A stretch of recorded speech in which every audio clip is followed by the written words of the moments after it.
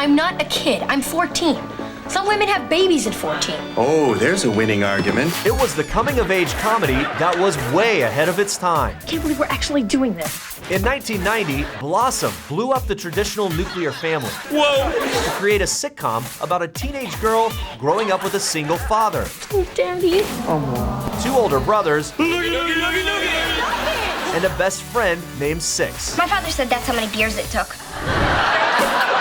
Now, 27 years later, EW is bringing the cast of Blossom back together for an unforgettable reunion. Awesome! It was good. Like no time has passed. is just here. It's the same. Yep. It's We're weird all the how same, just a little older. this many years later, the 25 dynamic. years from now, we'll do it again. The following program. Modern style.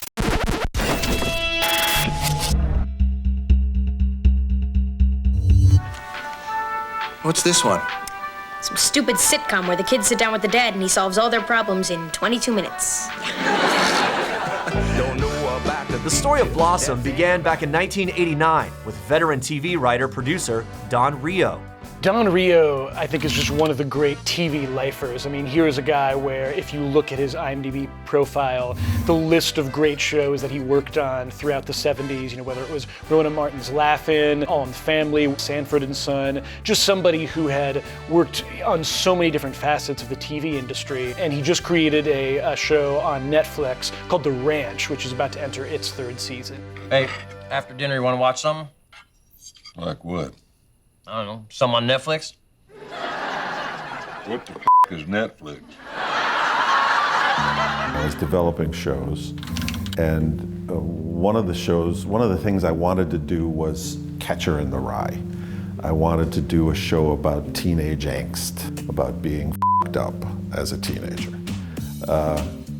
And that was the original desire, was to do something that was real within the half-hour world, within a situation comedy about a boy who was suffering the sorts of things that Holden Caulfield suffered. That's where it started. And then I visited a friend of mine, this guy named Dion DiMucci, who was a singer back in the 50s, 60s. Still is a singer, he's still very good. But he had a group called Dion and the Belmonts, and he was a friend of mine. I went to visit him in Florida, and he had a house with a 2-car garage and 3 kids, and it was a normal household, except Dad was in the Rock and Roll Hall of Fame. And I thought, this is interesting because this is not like the dads on TV. So the original thought was to have a dad who was a musician. That changed through the development process, but those were the 2 things that began the idea. That's where it started.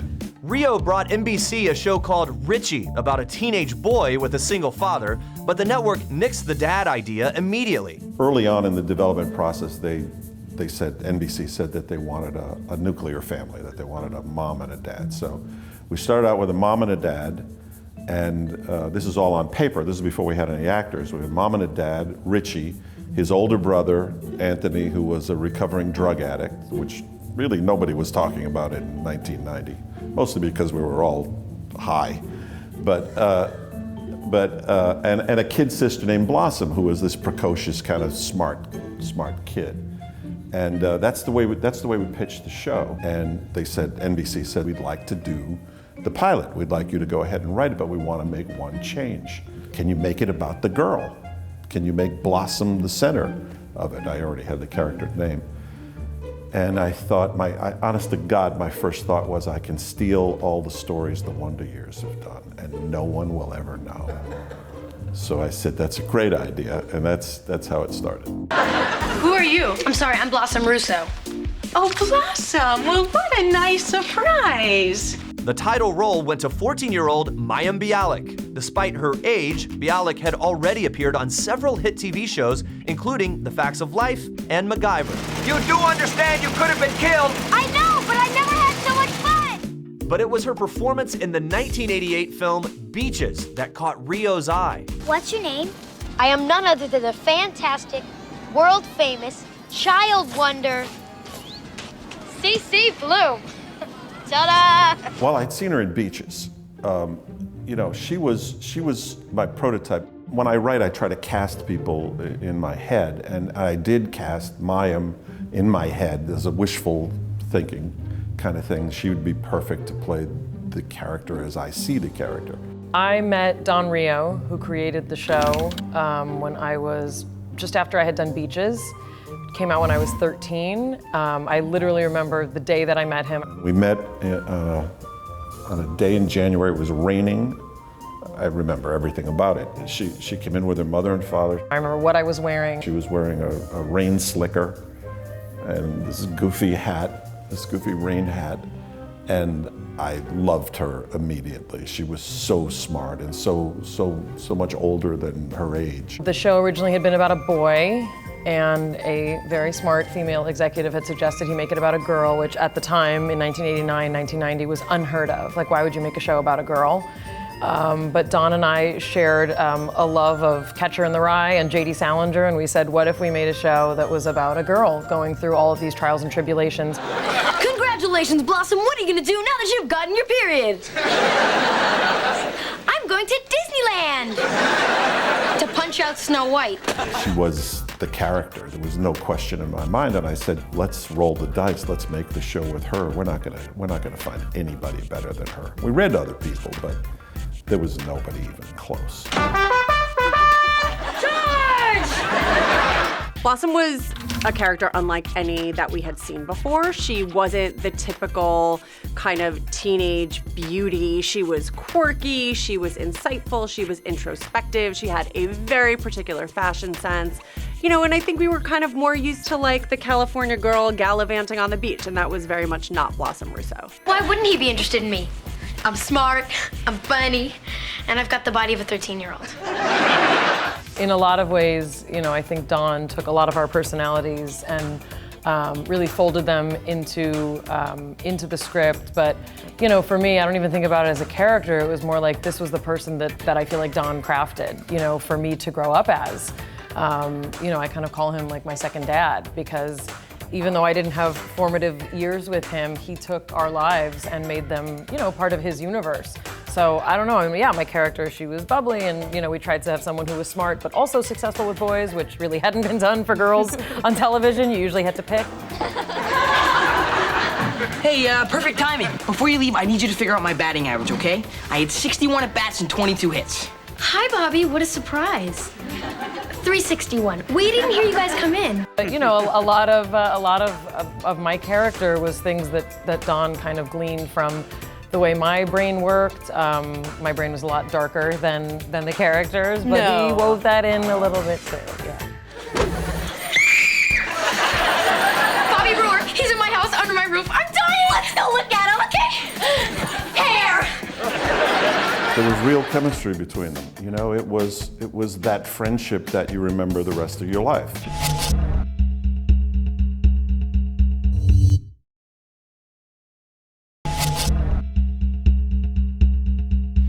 This is Blossom Rousseau, and this is my very first video diary entry. So if I appear to be a little nervous, it's because I am. Okay, here we go.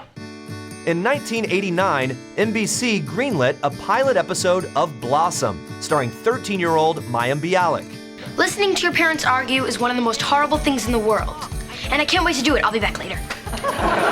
Creator Don Rio hoped the world was ready for an unconventional sitcom about the trials and tribulations of a teenage girl. In the early 90s, there wasn't really a show like Blossom. Blossom herself was a really unique figure for television at that time. She was sort of the girl next door, but she was also really intelligent, and, you know, she was very curious and kind of like trying to explore everything about, you know, adolescence and everything about being a teenager in a way that was, frankly, like a little more mature than even television does today. Well, why is this happening to me? Are you referring to the onslaught of puberty? A feeling of ennui, a kind of overall bloat? Yeah. It's because you're blossoming, Blossom. Blossom's best friend, Six, was played by 13-year-old Jenna von Oÿ. The young actress had a handful of TV credits, along with a small role in the Oscar-nominated Born on the 4th of July. Six was very outspoken, fast-talking, gossiping girl who loved to talk about boys. Like, what was there not to love at 12 years old? It was me in a nutshell. What did Tommy say exactly? He goes, William's gonna ask your friend to go with them. And I'm all, Blossom? And he's all, no, your friend Daryl Hannah. Then he called me a cheese dog or something, and I hit him in the throat with my history book, and he had to go to the nurse. She was named Six because my son was going to school with a girl named Seven McDonald. Her father was Country Joe McDonald from Country Joe and the Fish. And her name was Seven. And I originally in the first draft made her Seven. And I asked my son, I said, do you think this will be cool with your friend? And he asked her, and she said, well, no, I'd rather you don't do that. So it was either 8 or 6. So I went with 6. You have to admit, your parents did give you a weird name. 6? My father said that's how many beers it took. I auditioned in New York with a really wide-brimmed purple hat and probably drank too much coffee. At first they wanted the hat. Right, then they got stuck What with was me. underneath that hat? Oh, We'll take her too. Yeah, but yeah, I probably had too much coffee and did the whole fast-talking thing. Then they flew me to LA, and we got to meet ahead of time so that they could see if the chemistry was there, and it was just sort of, it was there just a little bit. A little bit. Yeah, that's nice. Bobby Brewer, he's in my house under my roof. I'm dying! Let's go look at him, okay? Hair! There was real chemistry between them. You know, it was that friendship that you remember the rest of your life. That's what I was after, and that's what happened with the two of them. It was just fortuitous. I think Mom and Dad are gonna split up. Great, we'll get 2 sets of Christmas gifts. The role of Blossom's dim-witted brother, Donnie, went to 14-year-old Joey Lawrence. The teenage actor was coming off a 5-year run playing Joey Donovan on the hit comedy Gimme a Break. Hey, now, do you want to hear the song I'm singing for your church luncheon? I would love to. It's close to midnight.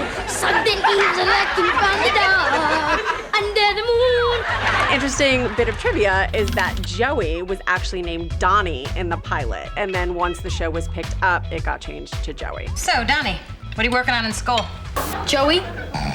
It was named Donnie, I think, originally, and they named it Joey. I had success on the network as a Joey. Couldn't remember the name. Right. Is what it boiled I had down a little to. short-term memory loss. Like, what is my name again? They're like, for God's sake, we'll just call you Joey. Does that work? That works. That's my name. No. I think they just did that, to be honest with you. Don told me I just seemed more like a Joey. I was like, well, thanks, man. But, You are a Joey. I know. More sex talk, Joey? Just a wild guess. Yeah, like, you don't have any questions, Miss Goody Two Shoes? It's natural to be curious, Joey, but not to the exclusion of everything else in the universe. Well, for your information, I also think about sports. The complete man. Joey is kind of a lovable, dumb jock. He is super cute. Everybody has a crush on him, including Six. Were you, like, physically incapable of seeing that Joey is almost totally gorgeous or what? My brother Joey? That Joey? Yeah. The Joey who actually believes that the sun is just the other side of the moon? Not the brainiest ever, and he and Blossom definitely spar. They have that typical brother-sister relationship, but they also really love each other. He's a very sweet guy, and he's kind of the comic relief of the show. Think! Come on, brain, there must be a way out of this. Joey, something weird. Not now, Blossom, I'm thinking. That's what that burning tire smell is. He was always the antithesis of his sister. You know, she was like the brainiac, and he took the sports route. You know, and he loved never said girls. antithesis. The character. No, he wouldn't have said that word, or churlish, or rapscallion, or any one of the other ones. He was quite challenged in a lot of ways. Did you cheat? Blossom, I got a C-. Of course I cheated. How'd you do it? I hit it in my head. I think that he morphed into sort of the very innocent, slightly less than bright, sibling rival to his sister. You know, who was girl crazy and everything. You're being very yeah. Blossom. Hi, Anthony. I'm sorry, I didn't mean to intrude. Oh, what are you kidding? You're my favorite person in the entire kitchen. Michael Stoyanov played Blossom's older brother, Anthony, a recovering drug addict. The 24-year-old actor had appeared on a string of TV shows, including the mega hit Married with Children. $12, please. No, Mr. Bunny, I'm gonna need cash. Your credit card was rejected.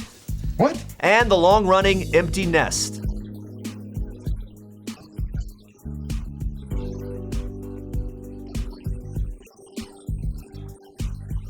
And I remember the day I was watching Empty Nest and I saw what looked like myself on camera, and I called my manager and I said, I found the person who has to play my older brother. You will always be far cuter, first of all. I came to for attention, and they brought me in, and like before I knew it, yeah, I was cast in the pilot. You know how they say that cockroaches would be the only thing to survive a nuclear war?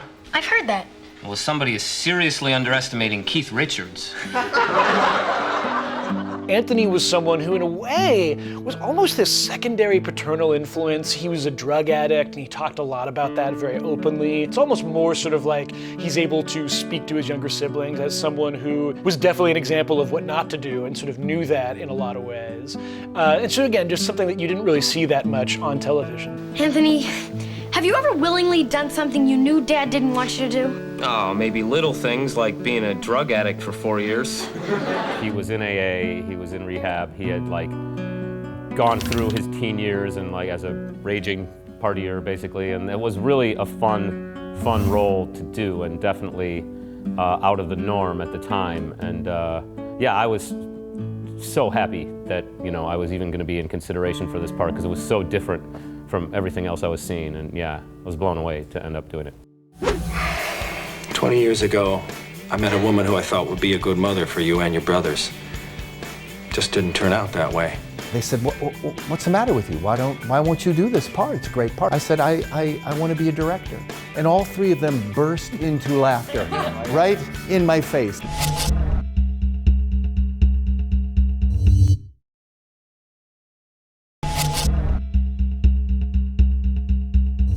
Who do you think has it tougher, guys or girls? Guys.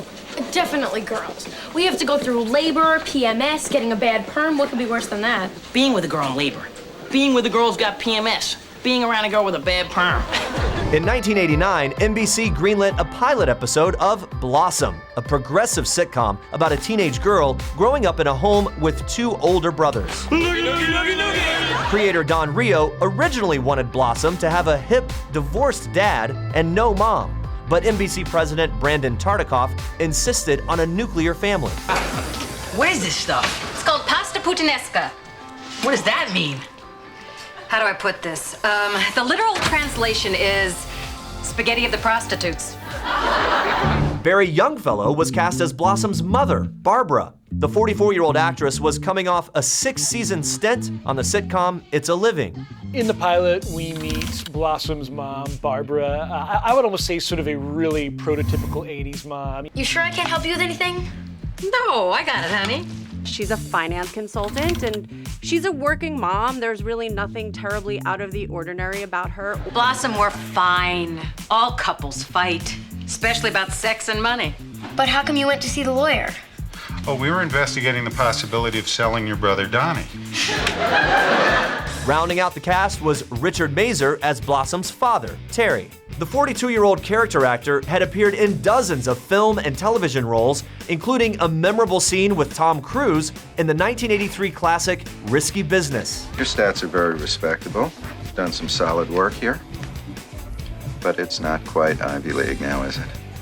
Terry is the father. He's an accountant. He is loving, a good dad, kind of clashes with his wife in all the very typical ways. When you put them all together, it is just the quintessential nuclear family. We're not getting anywhere like this. I don't want to discuss it anymore. Terry, I can't discuss our sex life by myself, even though I've been having it that way. The pilot aired in July 1990. Ratings were solid, and NBC ordered a 13-episode first season. But Rio still believed the show would be stronger with a cool single dad instead of the traditional mother and father. Brandon Tartikoff was a guy that you could just call him up and say, look, this sucks, can we try something else? Or this didn't work. And I talked to him one night, I think at the bar at Dan Tana's, and I said, you know, the original idea was better. You know, this is just another family show. Yes, the characters, the kids are interesting, but the parents, wonderful actors, but they're just, you know, cookie cutter parents. They're just parents. And I wanted a guy who was hipper than that, who was struggling, who was, it's a better story, you know, especially when you put a girl at the center of it who's becoming a teenager and dad doesn't know, he doesn't have a clue, and there's no mom around. And Brandon agreed. And that's how it happened. It was two guys sitting at a bar.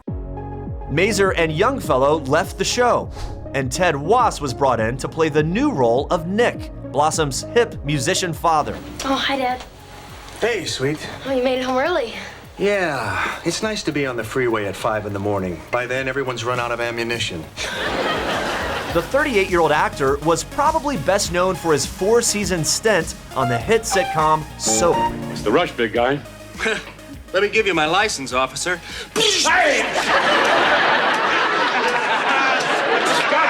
The character and the work on the series actually came a little secondary for me. I'd been hoping to start a directing career, and I'd been very close on some opportunities, but I hadn't landed any. And I read the pilot, and I thought, oh, this is a great pilot, but I don't want to do this anymore. And I said no. They called me up and said, you can't say no to us. You have to come in and tell us why you're not going to do this. So I remember I went in and I met Paul and Tony, who had produced Soap, and Don Rio, who's now become one of my closest friends. And they said, what's the matter with you? Why won't you do this part? It's a great part. I said, it is a great part. It's a great series. Everything about it is great. And they said, why don't you want to do it? I said, I want to be a director. And all three of them burst into laughter, right in my face, laughing like This guy. belly laughs. I said, I'm sorry, I'm not following the joke here. And they said, play the part, we'll let you direct some episodes. I said, I'm in. How great is that? Sounds great. Hey, how was the concert? Loud, horrible, and disgusting. Ooh, style and content. I remember when I met Ted, he seemed far cooler than my father ever might be. But Far cooler than any father. Right, Yeah. but I think that's exactly what Don wanted, and I think that's what was missing from the pilot, was that dynamic of the parent being as significant as the children and not just a dad. I'm a woman now. Do you mean? I got my period. Oh. Oh. Oh. I remember Don saying too, it adds the stakes that he couldn't create with two parents there. He wanted stakes. There was a lot more pressure on a single dad who was also a very formidable person. You could tell this guy was still in his prime, like ready to take on the world, and yet he had these kids and now a responsibility with the wife leaving, like, which was also groundbreaking. No, but the wife left. It wasn't that they amicably got divorced. She said, I'm out, and went to pursue her own dreams, which was at the time even groundbreaking, a very selfish act to do and leave your children. And Now he was it's there. called feminism. Hush. No, but he was there to pick up the pieces. 20 years ago, I met a woman who I thought would be a good mother for you and your brothers. Just didn't turn out that way. Here's a guy who is kind of learning how to be a 40-something single parent in the same way that his daughter is learning how to be a teenager and how to be a grown-up. If Yale and Harvard can't see what an asset you'd be, they don't deserve to have you. Plus, I'm still totally crazy about you. Yeah? When I think back to the parents that I grew up seeing, on television, they were all, sort of, there were times when sometimes your character seemed kind of like dopey and like just the dad, but you had an identity. I really feel like Nick had an identity. It's just for the holidays. And it's music, Well, I think it's great, Dad. You get to play and sell these fantastic organs. It's way cool, isn't it, Tony? Yeah, cool. He had an earring, really cool hair. Well, he sang. He was like really cool. All the things that make an identity. More than that, but I was talking about that. I think it was important that at that time also for young people to see that parents are actually human beings with a whole identity. And now to be the age that Ted was, I see how important that is. That kids, not only your kids, but kids in general, see adults as people with their own desires, their own wishes, their own broken dreams. All those things. It's just hard to think of your dad as a person. Well, here we are. Two people. Joey became a teen idol in the second season of the show, which, really helped a lot. Joey! Why are those girls with you? It sweeps. Whoa!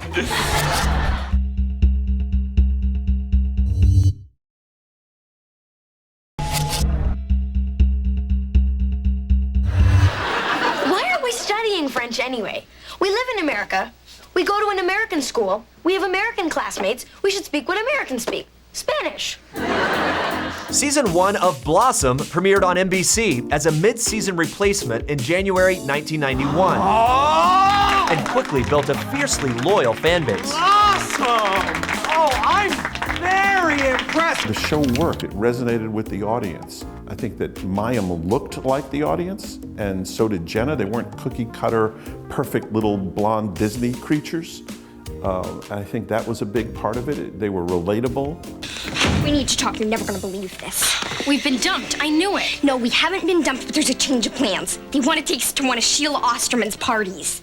But that's a makeout party. All of Sheila's parties are makeout parties. I think, now we're so used to females on TV and we're so used to women being in the forefront of a lot of conversations, which is terrific. But, for me and Jenna, we were the lone wolves, of showing females that were both intelligent and also engaged in a social life and also still like to be kids. You don't see females like that. Blossom, shouldn't we be panicked because we don't have a date for the dance yet?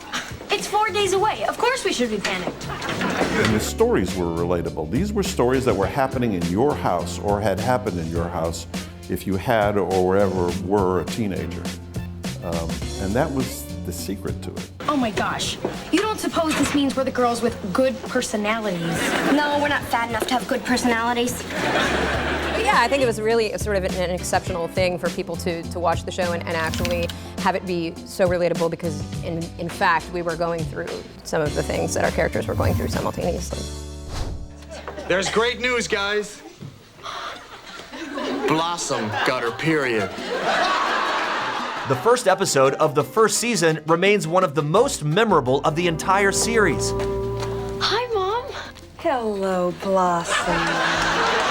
Blossom gets her period and an anatomy lesson from guest star Felicia Rashad, aka Claire Huxtable of The Cosby Show. Now, wait a minute, don't say a thing.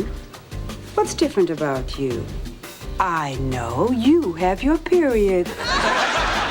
Felicia Rashad at the time was America's mother. I'm your mother, Blossom. A mother knows. I thought, who could represent motherhood, to explain this process to Blossom? This, my dear, is an ovary, and this is another one. We had Felicia Rashad explain the entire anatomy of the female body in a dream sequence with icing on a cake. Every month, the ovary will produce an egg that will travel through the fallopian tubes into the uterus. It was Blossom's fantasy mom, was Mrs. Cosby explaining. It's really cool. That's so one day when you're married and decide that you want to have children, an egg can be fertilized and a baby can grow there. But until then, your body will get ready with practice every month. And then the nest that is not used is shed. It's really a very funny and sweet scene. And that is your period. I see. Wow. And she explained the whole process with a cake. These are your fallopian tubes. It was really sweet. Thanks, Mom.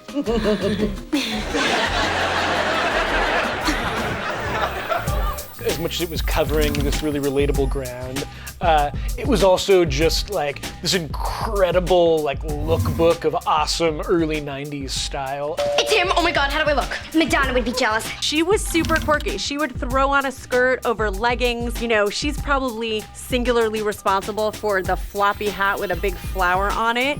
It wasn't skin tight. It wasn't trying hard to be much older. It was just her unique sense. So? Too cute. How about a baseball cap?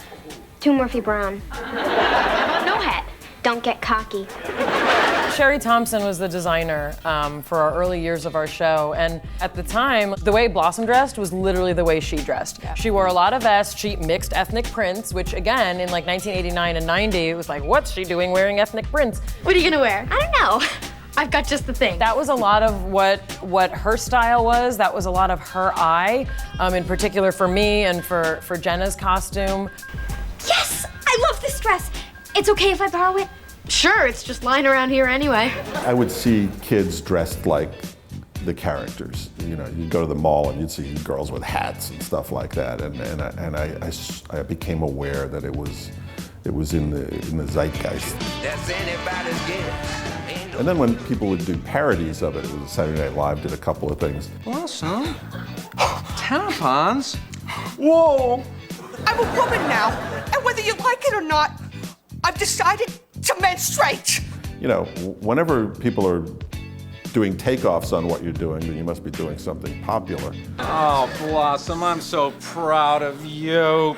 This was a show that really debuted right at the start of the new decade, at a time when you can just really feel that like there's a tremendous kind of cultural shift happening. And I think that in its own awesome way, the fashion of Blossom really reflected that. Ironically, it wasn't just the ladies' fashion, because you also had, especially in the middle seasons, Joey just becomes like the prototypical 90s guy. It's just all there, the hair, the flannel shirt tied around the waist, which I and every other guy from like 91 through 97 did all the time. Can't speak to the Joey thing, because that was all around the waist. That was all Joey. Flannels around the waist, honest to God, thing. it was a Philly thing. It was, believe it or not, my mom loved that look. I was like a little kid, you know, we were young, and she was like, I think it's great. So I was like, I think it's cool. So the flannel thing, and again, there was no social media, that took off. I mean, they were doing it, grunge was doing that a little bit up in Seattle, but not on a national basis, you know what I mean? Not like on a primetime TV show. It was not Kurt Cobain, it was Joey. It was Joey.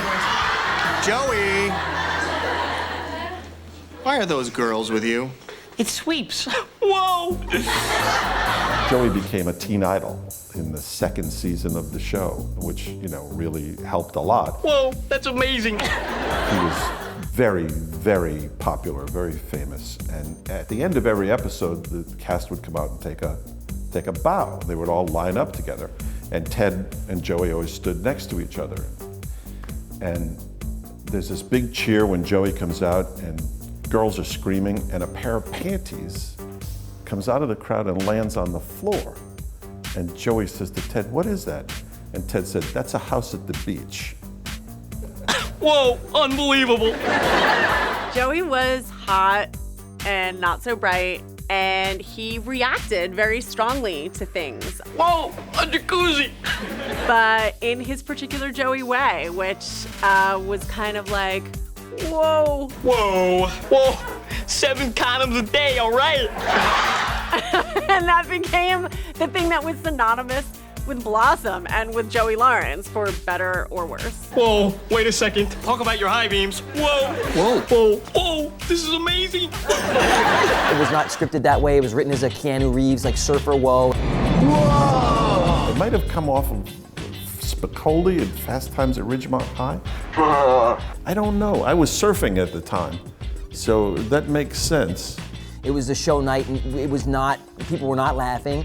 And no, they just weren't, because it wasn't, you know, it was like whoa angry. or something, whoa, you know?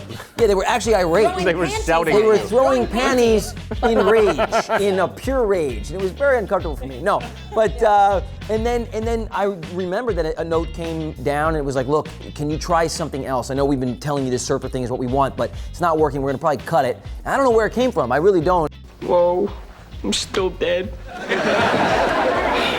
I just did it as a... Heaven. Yeah, it was actually... Angels brought it down. It was from the TV icon God, Snow, and it came down, I said it, and they laughed, and we said it again, and there was no social media back in those days. When it aired, it became nuts. Whoa!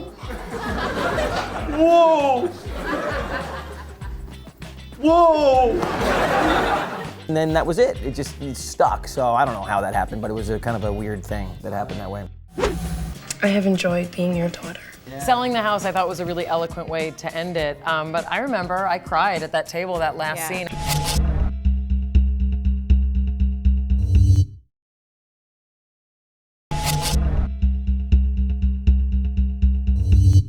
Well, one day I was in a Pilates studio and a young lady said to me, "Were you on Blossom?" And I said, "Why would this kid know?"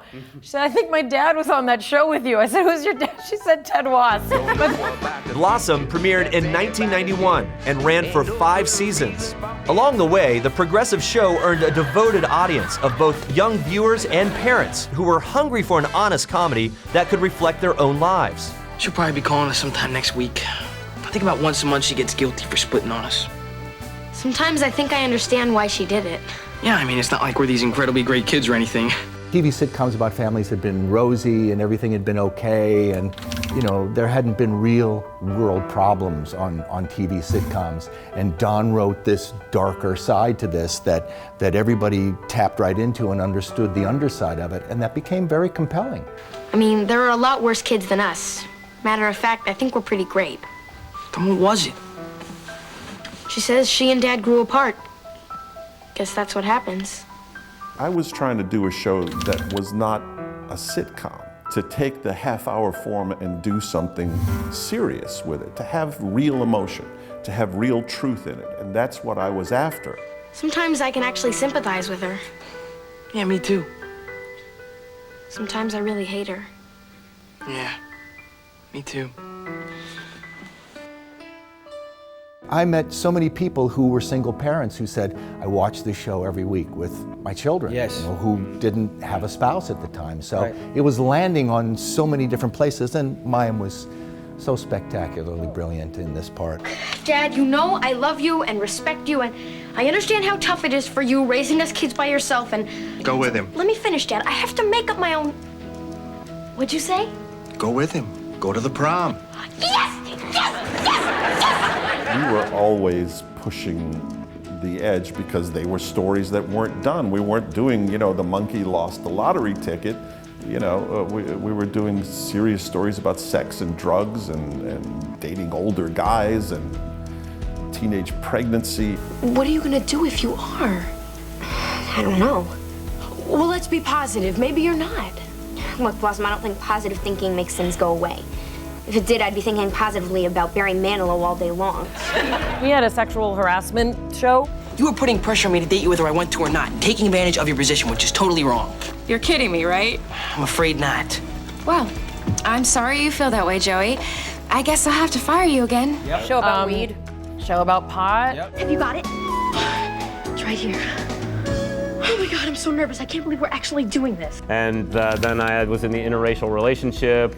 Shelley and I Met last night in Las Vegas, and apparently we got married. Which, oh my gosh, at the time was like, oh my God. See, neither of us remembers it because we were both so drunk. This gets better and better. It's what people really deal with. So it was different, and it made them. It made people at the time uncomfortable. If you look at it now, it's kind of mild. So there's nothing really outrageous about what we did. After 114 episodes, the beloved sitcom finally came to an end. The emotional series finale aired on May 22nd, 1995. I think, every show has its lifespan, and the handwriting was kind of on the wall. We weren't dealing with the same stories anymore. The kids had grown. I think it was just, you get a sense that, okay, this is peaked. It's done, so let's try to get out of here gracefully. Hi. My name is Blossom Russo, and I'm 18 years old and a high school graduate, which qualifies me to work anywhere in the country for minimum wage. The finale begins with Blossom recording what she says is going to be her final video diary. This is a nice callback to the pilot. I've been keeping this kind of loose video diary for about 5 years now. Check this out.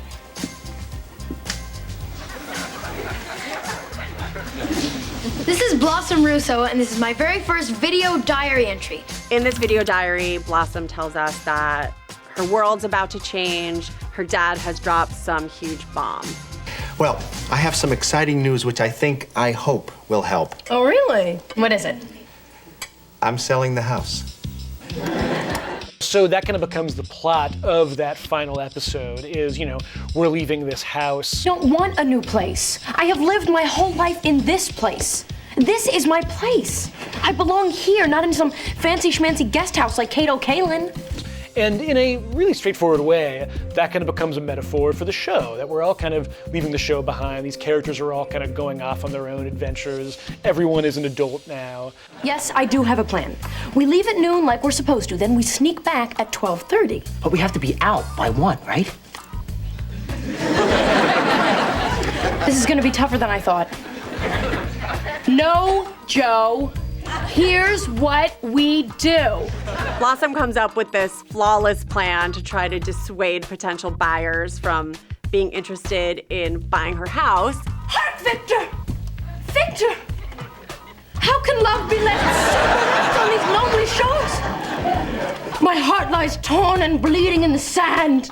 Oh, hi. She pretends to be someone who's like haunted by ghosts inside of the house. Joey and Six kind of get in on it too. Die, you filthy rat! I want to be nice to have you in the neighborhood, handsome. and they do their best to sort of make it seem as if this house is a haunted, piece of hellhole kind of a place. I was told the house would be empty. Empty? This house will never be empty. Are you all right, dear? Of course I am. Why do you ask? Blossom's plan fails and the people buy the house anyway. I understand you met Mr. Johnson and the Phillips today. Oh, yeah. Briefly. Well, you must have impressed them. They made an offer to buy the house. Good night. But what that allows is for her to sit down with her dad and have one last heart-to-heart in the series, and they have a wonderful moment. One last thing before we leave this one. Before we say goodbye to this house, I have enjoyed being your daughter. And I have enjoyed being your dad. Selling the house, I thought, was a really eloquent way to end it. But I remember I cried at that table, that last scene. Come here.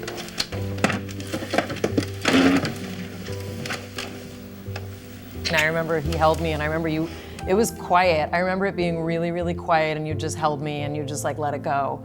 I mean, and you let tape run, and but yeah, it was hard, but it really felt like we were selling the house. Like It was also a gift though, because you don't always get to know that you're making your last episode. Oftentimes you finish a season and you're on the bubble. You don't know if you're going to get another year, and it was a gift. It was a gift to actually say goodbye. Yeah, it was. Yeah, we got closure, and the show got closure, and we did too. So, barring any unforeseen events like the rivers rising or strip malls closing, something of biblical proportions, the deal on this house will close tomorrow, and we will move to a location as yet to be finally determined. It was bittersweet. It was, I do remember standing on the stage. I was a few feet from her when she was doing the last monologue into the camera. Life isn't made up of poetry and songs and dreams. It's mostly real stuff.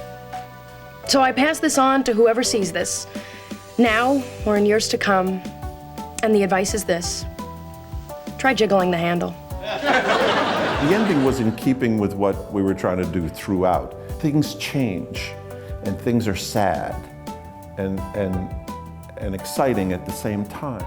Lives change was kind of the theme all the way through. It was about change. So the last one was kind of easy. It was, okay, we're gonna close this book and maybe we'll open it again in 30 years when Big Bang is canceled and we do Blossom's Kids. I'll see you.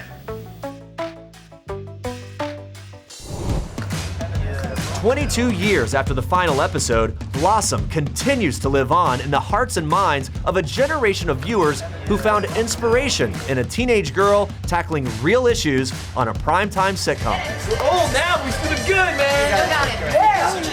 It did mean a lot, and those women and kids that watch those shows are young adults now with children, and I think that that's why it's relevant again. I have had people reach out to me and say that they have found episodes, especially people who are not necessarily enthralled with a lot of television that's on TV today. And what I've heard, especially from a lot of women who grew up watching our show, that they like showing our show, especially to their daughters and to their sons, because it's a different kind of wholesome, even though we dealt with difficult things. We were respectful, characters, and now that I look back to think that there were so few other females who got to do both things. We got to kiss boys and also study hard and be proud of that, or be with our families and also have a social life. Right, we got to date and we also got to explore what if you like the geeky guy? Things that back then seemed like, oh, that's so kitschy, but those are things that are, and I'm not saying we brought that to the forefront of conversation, but I think Don was ahead of his time.